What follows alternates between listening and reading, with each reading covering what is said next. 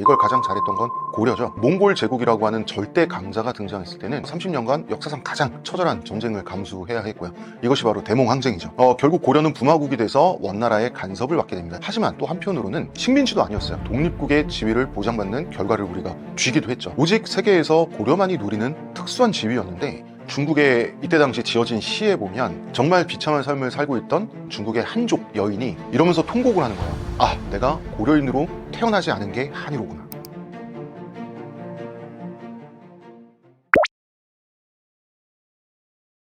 한국이 중국에 흡수되지 않은 이야기는 너무나 긴 얘기고요. 책에서 제가 한국인의 탄생의 한 챕터를 통째로 사용하는 부분입니다. 다만 현재 상황과 과거 역사를 놓고 봤을 때는 한반도 왕조는 두 제국이 싸울 때 언제나 가운데 껴서 슈퍼을이 되려고 했고요. 그런 방식으로 존재감을 확고히 해왔던 역사가 있습니다. 이걸 가장 잘했던 건 고려죠. 그렇지만 몽골 제국이라고 하는 절대 강자가 등장했을 때는 슈퍼을이 아니라 그냥 을이 돼버려요. 어쩔 수가 없는 거예요. 멸망당하지 않기 위해서 30년간 역사상 가장 처절한 전쟁을 감수해야 했고요. 이것이 바로 대몽항쟁이죠. 결국 고려는 부마국이 돼서 원나라의 간섭을 받게 됩니다. 이것을 원간섭기라고 하죠. 하지만 또 한편으로는 식민지도 아니었어요. 독립국의 지위를 보장받는 결과를 우리가 쥐기도 했죠. 오직 세계에서 고려만이 누리는 특수한 지위였는데, 이래서 싸움은 비록 지더라도 악착같이 최대한 길게 끌다가 져야 돼요. 잘 싸우고 오래 싸울수록 항복했을 때 항복 협상의 조건은 올라가는 법이에요. 이것이 싸움의 법칙입니다. 옛날에 중국에 이때 당시 지어진 시에 보면 그 시에 이런 장면이 나옵니다. 정말 비참한 삶을 살고 있던 한 중국의 한족 여인이 이러면서 통곡을 하는 거예요. 아, 내가 고려인으로 태어나지 않은 게 한이로구나. 이 정도로 고려인의 처우는 굉장히 높았다는 거예요. 세계적인 차원에서. 그래서 다시 아까 얘기로 돌아오면 고래 싸움에 새우등 터질 것이냐, 아니면 슈퍼을로 남아서 중간에 조종자 역할을 꿰찰 것이냐, 이런 딜레마는 지금도 똑같아요. 한국은 미국과 군사 동맹이지만 경제에서는 중국과 맞물려 있죠. 과거에 한반도 왕조의 임금들이 쓰던 이중 동맹 구조가 지금도 그대로 현대 외교 전략에 반영돼 있어요. 이것은 과거에 우리 왕조들이 지금 봐도 현대적이라고 불릴 만큼 지혜로워서도 아니고요. 지금 우리 대통령들이 선조들의 지혜를 계승해서도 아니고요. 한반도라고 하는 지정학적 위치 자체가 이중 외교를 하지 않을 수 없게 만든다는 거죠. 조선과 명나라 그리고 청나라와의 관계를 보면 조선은 중심 제국이 딱 하나인 일극 체제를 견뎌야 됐죠. 이때는 중국도 한반도도 고구려 수나라 전쟁 그리고 고구려 당나라 전쟁 이후에 암묵적인 룰이 생긴 이유죠. 그 암묵적인 룰이란 건 이런 겁니다. 우리가 경험해 봤더니 중국과 정말로 끝까지 가다 보면 우리가 아무리 싸움을 중국인들보다 잘해도 중국의 압도적인 인구와 물량 그리고 회복력, 생산력을 이길 수 없더라. 고구려는 결국 멸망했죠. 그런데 중국이 고구려를 멸망시켜 보니 고구려를 멸망시키려고 하다가 수나라는 멸망했어요. 당나라는 멸망 직전까지 갔다가 고구려를 멸망시킴으로써 살아났어요. 그렇게 거대한 막대한 희생을 치러서 고구려를 멸망시켰는데 좀 있다가 발해가 뿅 하고 나와요. 그리고 발해가 멸망할 때쯤이 됐더니 또 고려가 뿅 하고 생겨요. 정말 이 고구려인들이 정말 끈질기단 말이죠. 그러면은 멸망을 시켜서 얻은 게 뭐냐? 딱히 없는 거예요. 중국의 입장에서도. 그래서 중국은 중국대로 깨닫게 되죠. 아, 한반도 왕조와 끝까지 갔다가는 내가 쟤를 죽여도 나는 다리 하나 부러지고 눈알 하나 뽑히는구나. 그렇기 때문에 이런 암묵적 룰이 생깁니다. 뭐냐면 우리 입장에서 형님 대접 해드리겠다. 형님 대접 해드릴 테니 알아서 잘 해주지 않으면 정말 내가 수틀리면 난 죽더라도 형님 눈알 하나는 가져갈 것이요 라고 하는 것이 고구려 중국 전쟁 이후에 생긴 암묵적인 룰인데요. 그렇기 때문에 조선은 명청에 확실하게 겉으로는 고개를 숙여주지만 중국은 조선의 독립국의 지위와 함께 모든 제후국 중 1등 제후국으로 인정하는 외교적 거래를 통해서 안정을 유지했죠. 이렇게 한반도 국가라고 하는 것은 국제 질서의 변화에 따라서 외교 안보 노선이 달라질 수밖에 없는 지정학적 조건에 갇혀 있습니다. 지금 미국은 일극 체제를 유지하기 위해서 중국과 적대하고 있죠. 한국은 전통적으로 보던 외교 개념이 다 지금 깨지는 시기에 와 있습니다. 미국은 우리 편 아니면 적이라고 하고 중국은 중립이면 적보다 더 위험한 존재라고까지 말하는 이 상황에서 우리는 뭘 해야 되냐? 우리는 늦게 결정할수록 유리한 결정권자가 돼야 됩니다.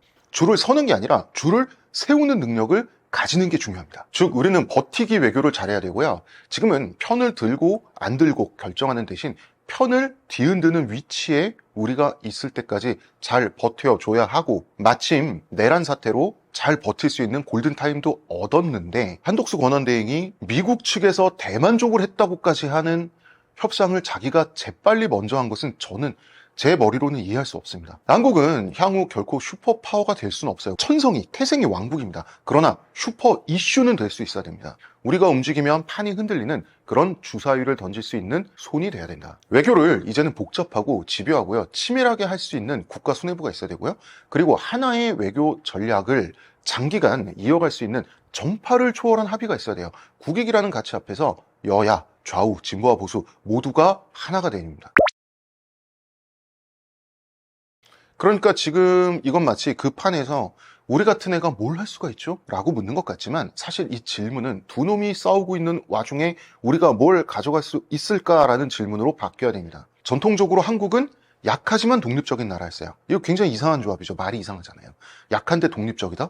이건 역사상 이런 국가가 거의 없거든요. 약하면 흡수되거나 종속되거나 괴뢰화됩니다. 그런데 우리나라 2000년 역사를 보면 약하면서도 어떻게 자기 의지로 살아남은 나라였어요. 무슨 말이냐면, 고구려가 아무리 싸움을 잘했어도, 고려가 아무리 전쟁을 잘했어도 국력의 차원에서 중국과 대적할 수 있나요? 없어요. 수나라의 2차 고구려 침공에서 역사에 정확히 기록되어 있습니다. 113만 3,800명이 동원이 됐는데 보급을 담당하는 치중대는 이 2배였다고 기록이 되어 있습니다. 현대 기준에서는 모두 군인이죠. 보급병이죠. 즉 350만 명의 병력을 동원했다는 얘기인데, 이때 당시 세계 인구가 2억 명에서 2억 3천만 명 사이로 추정이 되거든요. 지금으로 치면 1억 4천만 명의 병력이 한반도를 침공한 거예요. 어마어마한 겁니다. 이렇게 상대적으로 약하면서도 문화적 정체성을, 민족적 정체성을 지켰다는 건 매우 미스테리한 사건이에요. 그래서 어째서 한국은 아직까지도 중국에 흡수되지 않았는가라고 하는 것은, 우리는 한반도에서 한국인으로 살고 있기 때문에 당연하게 여기지만 서양권의 역사학자들에게는 이건 세계적인 미스테리예요. 그러나 결과적으로 정체성을 지켜냈다는 것이, 아무리 오래된 민족도 미래에는 결국 언젠가는 사라질 수 있거든요. 자, 시진핑은 질서를 원합니다. 힘에 의한 질서죠. 질서 아래에서 복속하길 바랍니다. 지금 트럼프는 무질서를 원합니다. 이 공포스러운 무질서 속에서 미국의 힘에 굴복하길 원하는 거죠, 다른 나라들이. 이 둘은 퍽 다릅니다. 한국은 또 한 번 죽을 듯 말 듯한 자리에 지금 있지만, 우리의 전략은 단순히 편을 안 든다가 아니라 언제 편을 들 건지 그 권한을 내가 쥔다는 전략을 가져야 됩니다. 한독수처럼 하면 안 되는데, 우려됩니다. 지금 이 한독수 권한대행의 독단적인 이 재빨리 미국과 한 이 협정의 내용에 따라서 앞으로 우리가 어떤 멍해를 치게 될지 저는 굉장히 지금 화도 많이 나고 우려가 되는 상황이에요. 어떨 때 버티고, 어떨 때 숨고, 어떨 때 뒤통수를 치고, 어떨 때 손을 잡고, 트럼프든 시진핑이든 우리를 놓치면 곤란하다는 걸 스스로 느끼게 만들어야 되는 게 지금 현 상황에서 대한민국의 숙명이에요. 새 정권에서 향후 외교 전략을 정말 잘 세워서 끈기 있게 밀고 나가고, 양쪽 사이에서 최장시간 버텨내고 저울질하는 안목을 키워야 되죠. 버틸수록 값이 올라갑니다. 이거는 동서고금의 물리법칙이에요. 외교도 전쟁도 버틸수록 값은 올라가게 돼 있습니다. 한국인에게 굉장히 민감한 질문이죠. 우린 단일 민족인가? 그런데 이 질문은 사실 오류죠. 우리는 단일 민족인 적도 없었고 단일 민족이어야 할 이유도 없는데, 그러니까 이제 단일 민족의 신화는 끝났고 이제는 전략을 짜야 할 시간이죠. 우리나라는 과거로 되돌아가 보면 1950년대 이후에 국가가 주도하는 교육에서 우리는 한 결이다, 한 핏줄이다 라는 말을 강조하기 시작을 했어요.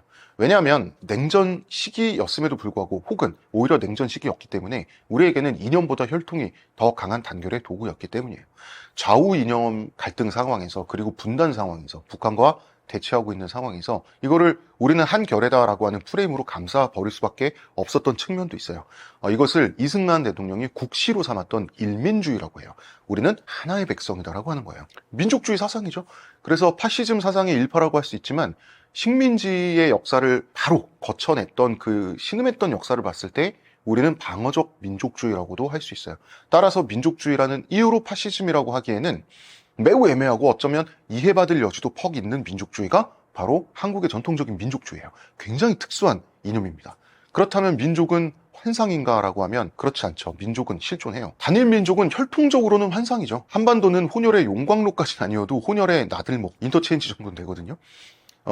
애초에 예맥계 민족과 토착민인 한인, 중국 한족 말고요. 대한민국 할 때 한자, 한인들이 섞여서 한국인의 선조가 됩니다. 우리는 혼혈민족이에요. 우리는 날 것으로 말하면 잡종인데, 제가 한국인의 탄생 책에 쓴 표현이지만 순결한 잡종이에요. 무슨 뜻이냐? 한번 혼혈을 이루고 난 다음에는 그때부터는 배타적으로 외부의 틈입을 밀어내온 나라가 또 우리나라 역사예요. 단일 민족은 아니지만 단일 민족이라고 우길 여지가 가장 많은 민족이 한민족이기도 해요. 특수합니다. 단일 민족 신화는 과학적 견지에선 무의미하고요. 문화적 정체성을 두고 봤을 때는 아직도 유효하죠. 한때 1990년대와 우리나라의 2000년대 때는 각자의 다름이 중요한 시대가 갑자기 왔었죠. 그때의 시대 정신이라고 하는 것은 우리가 집단적으로 개미처럼 일해서 산업화도 이루었고 민주화도 이루었으니 이제 개성을 존중하고 각자의 라이프 스타일에 참견하지 말자는 시대 정신이 그때 나오게 돼요. 그래서 X세대가 생겼고요. 신세대, X세대라는 말, 개성시대 이런 단어들이 유통되기 시작합니다. 서태지가 나왔고 신해철의 자기 독백적인 음악의 지지를 받고 다양한 음악 장르의 실험이 이루어지고 그랬던 시기가 있었습니다. 그런데 그렇기 때문에 민족주의는 낡고 극우적인 거 그리고 심지어 나쁜 사상인가라고 하면 그렇진 않아요. 시대에 따라서 민족주의에 집착하는 것이 시대착오적인 때가 있는 것이 언제나 그런 건 아닙니다. 역사는 일직선이 아니에요. 민족주의에서 개인주의로 넘어가고 개성주의로 넘어가는 게 무조건적인 진보가 아니에요. 민족주의가 필요한 시대가 있는 거고요. 집단주의를 거부하는 게 마땅하고 자연스러운 시대가 있을 뿐인 거예요. 그때는 90년대, 2000년대에는 우리가 각자 어떻게 다른지가 왜 중요했냐? 왜 중요했어요?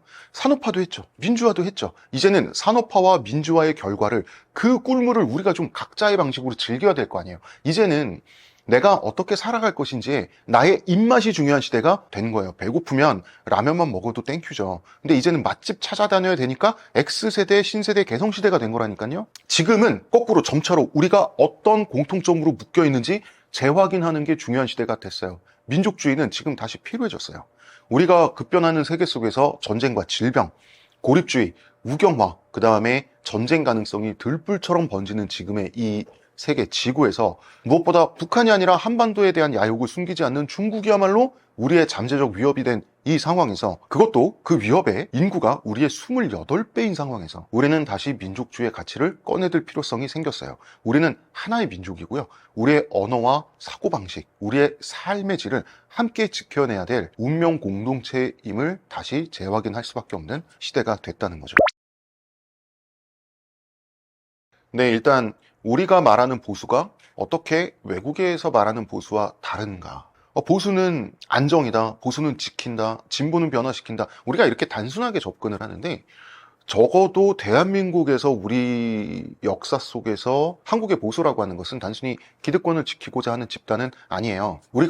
저는 지금 여러분들과 함께 보수는 이재명이라는 책을 함께 썼습니다만 보수는 이재명이라고 우리가 했을 때 한국적 보수를 말하고 있는 거거든요. 한국적 보수는 변화에 무조건적으로 저항하는 게 아니라 실패의 가능성에는 신중하고 책임 있는 결과를 추구한다 라고 하는 실용주의가 원래 한국의 보수예요. 보수는 성장과 시장을 중요시하고 진보는 분배와 개입을 중요시한다 라고 하는 단순한 등식으로 지금 우리나라의 전통적인 정치 지형을 보시면 안 됩니다.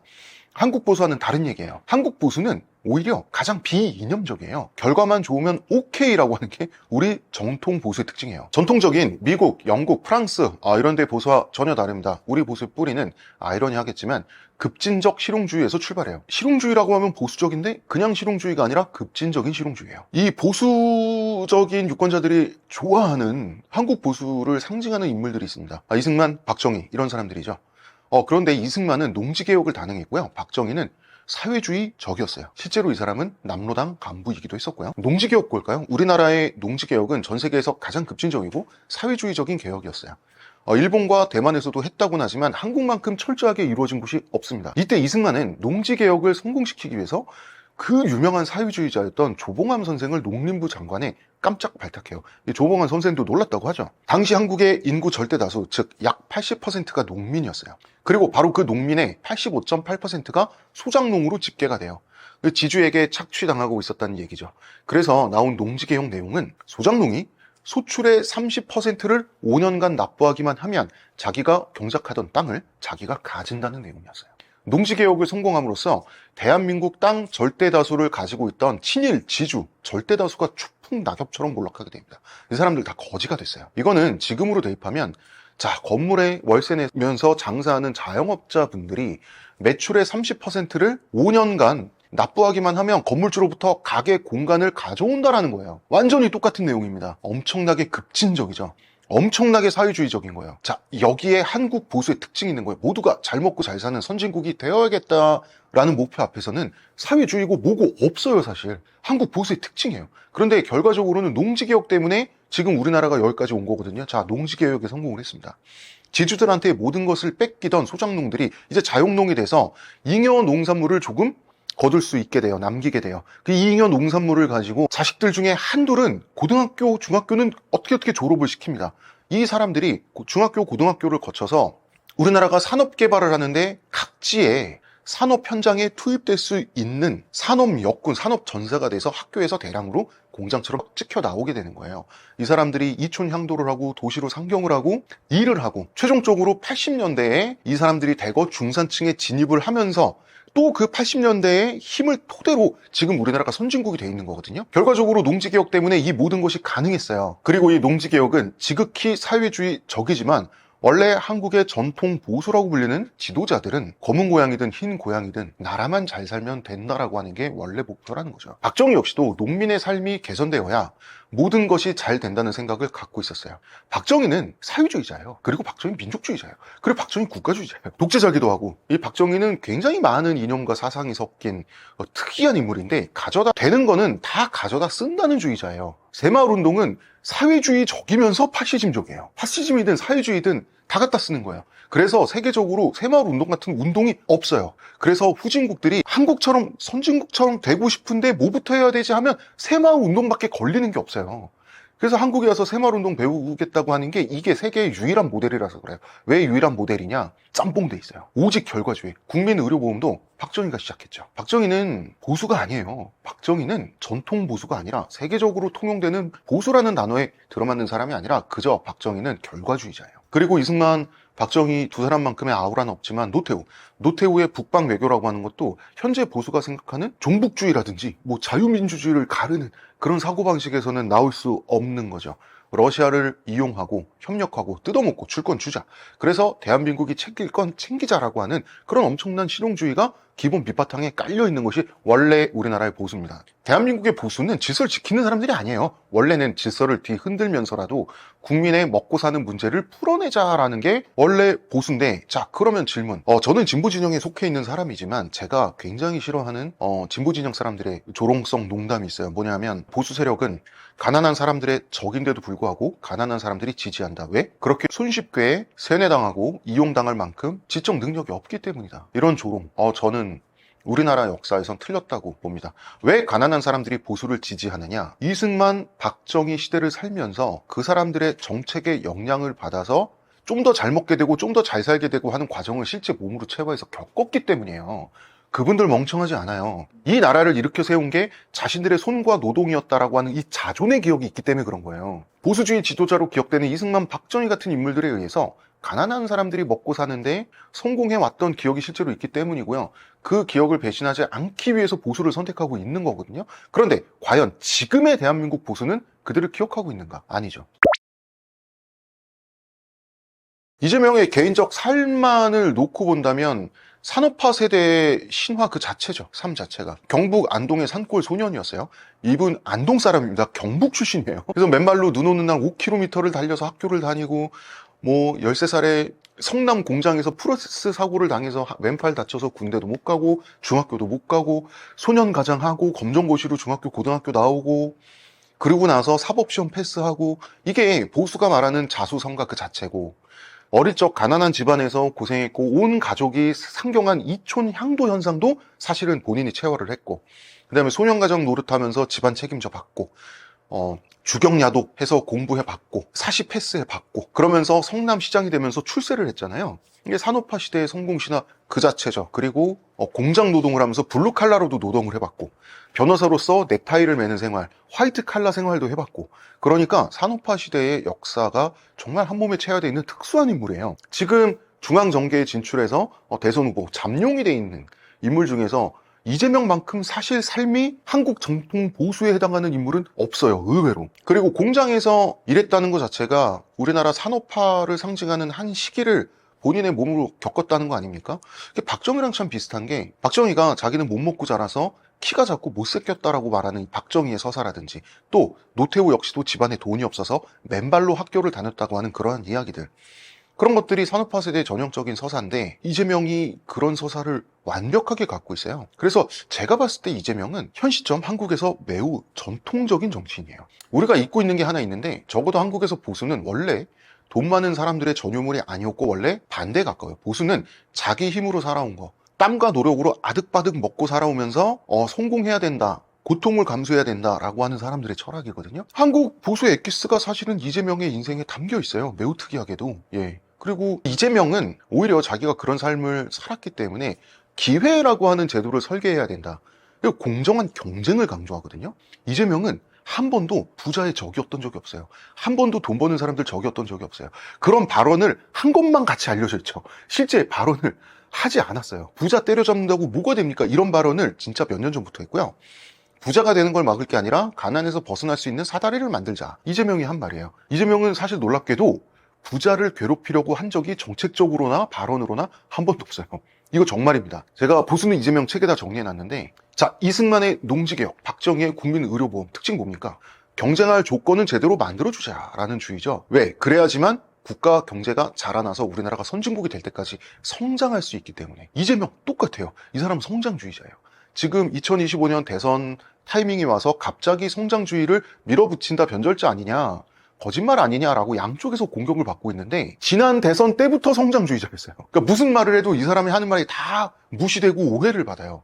그런데 이 사람은 성장주의자 원래였는데, 경쟁이 있어야 성장이 있는데 경쟁을 붙이려면 국가가 보장할 건 하자는 주의가 이재명주의예요. 성장이 분배를 만들고 분배가 성장을 만든다는 거죠. 이승만 박정희주의와 거의 똑같아요. 이 사람은 공장에서 가족을 먹여 살려 봤기 때문에 뭘 알고 있냐면, 공장이 생길 만한 성장이 있어야 분배도 된다는 걸 아는 사람이고요. 한 번도 자신을 분배주의자라고 한 적이 없고요. 성장과 분배는 맞물리는 하나라고 언제나 얘기해 왔는데, 거꾸로 포퓰리스트라고 공격을 당해왔죠.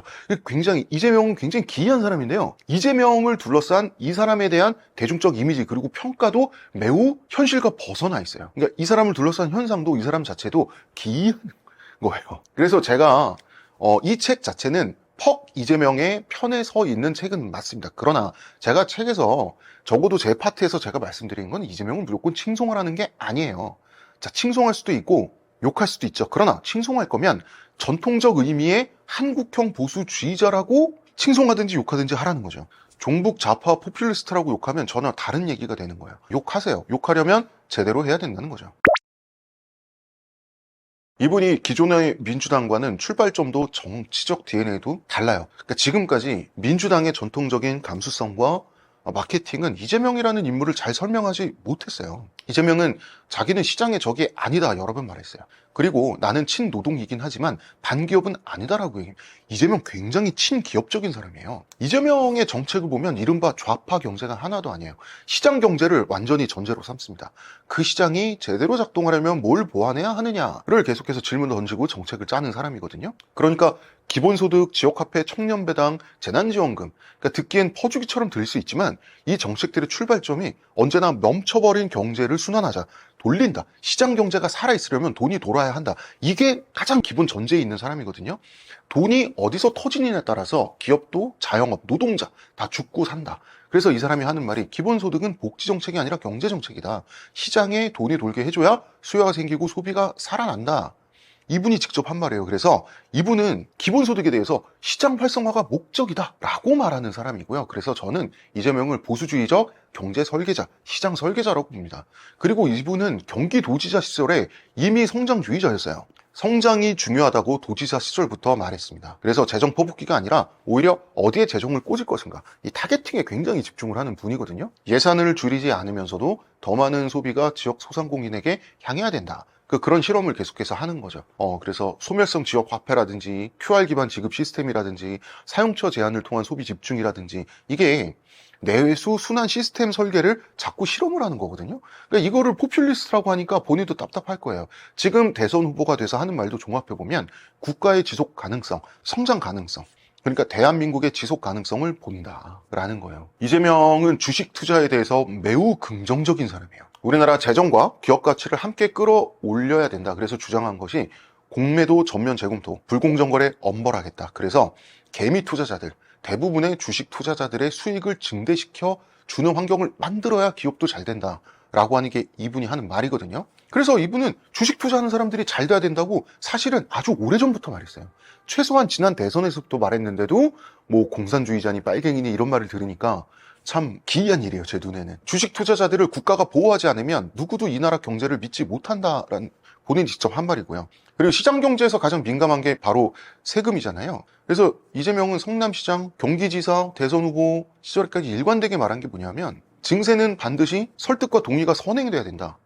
삥 뜯듯이 부과하는 세금은 납세자가 납득할 수 없으면 결국 시장을 망친다라고 하거든요. 그러니까 법인세 인상을 주장하지 않아요. 오히려 세율을 동결하자 그러고 과세 공정성을 강화하자 그러고 조세 회피 방지를 이야기하는 거죠. 그러니까 보수주의자가 말하는 작은 정부는 아니지만 예측 가능한 정부, 신뢰 가능한 행정, 그 다음에 납세자가 납득할 수 있는 세금 이런 거를 추구를 합니다. 그래서 민주당 내에서도 당론과 반대된다고 많은 반발을 샀어요. 이런 거는 조명되지 않습니다. 자, 전통적인 민주당 감성은 어쩐지 부자를 좀 때려잡아서 속 시원하게 만들어줄 것 같은 그런 거잖아요. 그런데 이재명은 상속세를 줄여야 된다고 해서 민주당이 막 흔들흔들 걸었어요. 전통적인 민주당 내부 논리와는 다른 제3의 길을 걷는 사람이 이재명이거든요. 이재명을 비난해도 되는데 다만 비난할 거면 한국의 전통적인 보수를 무비판정으로 계승했다는 점에서 욕을 먹으면 제가 말을 안 하겠어요. 그런데 현실에 이재명은 여기 있는데 전혀 엉뚱하게 저 끝까지 가서 종북 좌파 포퓰리스트라고 욕을 먹으면 이상하잖아요. 욕을 해도 돼요. 할 거면 제대로 해야죠. 이재명이 얼마나 실용주의자냐 하면 정말 결과적이고 저는 최대 다수의 최대 행복에 매몰된 공리주의자 아닌가? 라는 생각이 들 정도예요. 2021년 12월에 박근혜 전 대통령 특별 사면 결정이 내려졌을 때 당시 민주당 대선 후보였던 이재명이 사면 결정을 존중한다는 입장을 밝혔어요. 이래서 민주당 내에서 또 욕먹었습니다. 그리고 이해 9월에 이재명 후보가 TV토론회에서 친일파 과거사 문제를 덮을 수도 있는 거 아니냐라는 취지의 발언까지 했어요. 논란이 됐죠. 이 발언이 당시에 국민의힘과 화해를 시도하는 것으로 해석이 됐었는데 민주당 내에서는 역사 문제에 대해서 당의 기존 입장과 이렇게 상충되는 얘기를 해도 되냐라는 비판을 받았어요. 이재명은 전통적인 민주당 정치인과는 다릅니다. 이재명은 학생운동을 한 적도 없고요. 중앙이 아니라 주변에서 시작해서 중앙으로 진출한 마이너 정치인이에요. 비주류인 만큼 민주당 정통도 아니고요. 그렇다고 정통이었던 적이 없기 때문에 변절자도 아니에요. 당연히 국힘 정통도 아니고요. 그냥 공리주의적인 실용주의자예요. 제가 봤을 때는. 최대 다수의 최대 행복론자예요.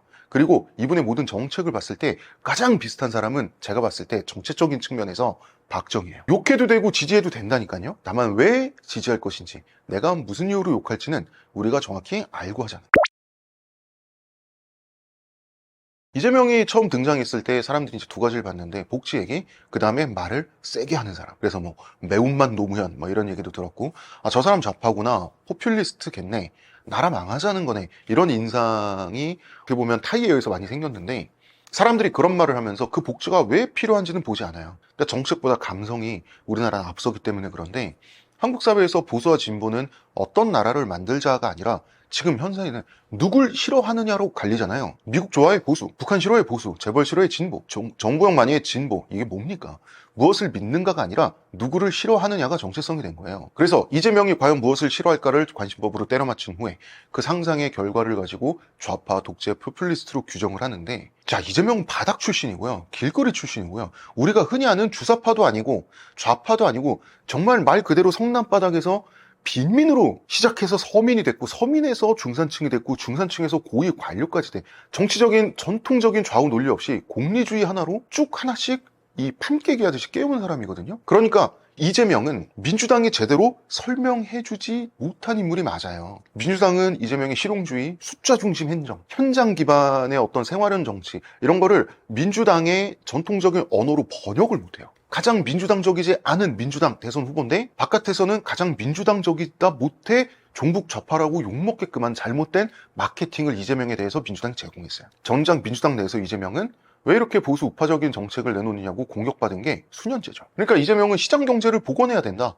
제대로 된 시장 경제가 팍팍 돌아가야 된다라고 믿고 있고, 다만 가난한 사람에게도 기회와 순환을 열자라고 이제 말을 하는 거고, 국가 부채 관리에 철저하자고 하는 거고, 국민의힘에 기꺼이 동의해서 법인세도 손대지 말자고 한 사람인 거죠. 그러니까 싸우려고 싸우지 않아요. 너무 심한 실용주의라 가지고 싸울 필요가 있을 땐 싸우는데, 동의할 땐 국민의힘에 오케이 하고 바로 동의를 합니다. 그래서 국힘이 발의한 정책에도 아무렇지 않게 동의해서 민주당 사람들이 이제 대경실색하게 만들 정도죠. 그래서 이재명도 비판당해도 되지만, 만약에 이재명이 비판받아야 된다면 제 생각에는 이념이 없다, 사상이 없다는 이유로 비난받을 수 있다고 생각해요. 그런데 이재명이 대통령 되면 나라가 거지 된다, 다 퍼주다가 나라 망한다라고 하는 건 말이 안 된다는 거죠. 이재명은 성장주의자고 결과주의자라서, 이 사람이 주식 양도소득세 유지하고 금융투자소득세 폐지했을 때 민주당 내에서 엄청난 반발을 받았잖아요. 그렇지만 전체 성장이라고 하는 파이를 키우는데 도움이 된다고 생각하면 그냥 하자는 거예요. 그래서 대한민국 주식시장이 너무 어렵고 1,500만 주식 투자자들의 입장을 고려하지 않을 수 없다, 필요하면 한다라는 얘기죠. 본인이 한 말입니다.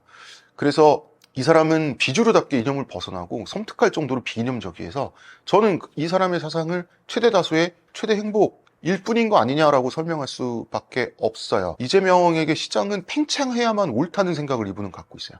그런 점에서 이분은 성장주의자죠. 그래서 이재명은 보수라는 겁니다. 이분에게 투표를 하든 표를 던지지 않든 제대로 알고 투표하는 데 가이드가 되기 위해서 이 보수는 이재명이라는 책을 여러 저자들과 함께 쓰게 됐습니다.